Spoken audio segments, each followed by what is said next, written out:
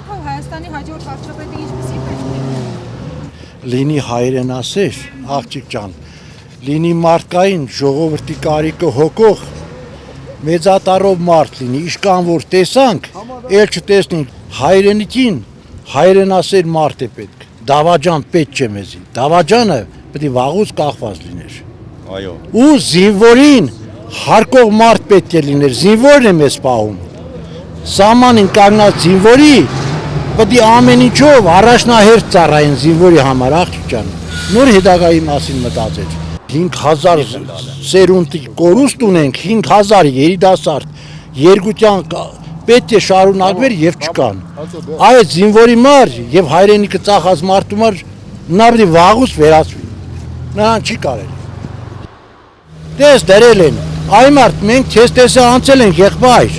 դու էլ իրավունք չունիս ասպաս, վաղուց դադած և կախված լիներ, որ ազգը ժպտար, չկա։ Մասնակցելու եք ընտրություններին։ Անպայման, մեր տունը 8 անձ են, 8 հոչս է պետք է մասնակցենք ընտրության, աղջիկ ջան, առանց դրան ոչինչ չկա, մենք հայ ենք, հայը պետք է ունենա քրիստոնյա, կրոնին պաշտող, ազգին պաշտող, հայրենիքը սիրող մարդ։ Փաշինյանը 1000 անգամ նամ ուտիլով չգե, կներես, մարդը պիտի ազնիվ ծառայե, ես անձամբ դաբիծա եմ եղել, որ ինքը լիներ, մենք այդ ժամանակ աղջիկ ջան բոլորը սիրեն, մի մարդու նման ամբողջ Շիրազի մարզը, ամբողջ Շիրազի դաշտավայրը պատեշ կատարավ իրան, որ ինքը ասներ, բայց ես չէի պատկերացնում, որ հայ ազգին այդքան կնսրմացնեին Թուրքի առաջ, մենք արժանապատիվ մարդ ենք եղել, հին ազգ ենք եղել, դարերից եկող քրիստոնյա կրոնը հարկող մարդ ենք եղել, ես ինչ արավ սա կրոնին, կարելի է կրոնին հալածել, չի կարելի նման բան, բալա, չի կարելի, այդքան մեր քրիստոնյա ազգին նսրմացնել, էլի, դա բոլոր աշխարհում մենք տարածված հին առաջի քրիստոնյա մարդիկ ենք եղել, չի կարելի այդպես բան։ Հարևանների հետ միշտ պիտի դրացիական, բարոյական դրսևորություն ունենաս, եթե հարևանդ կողքիդ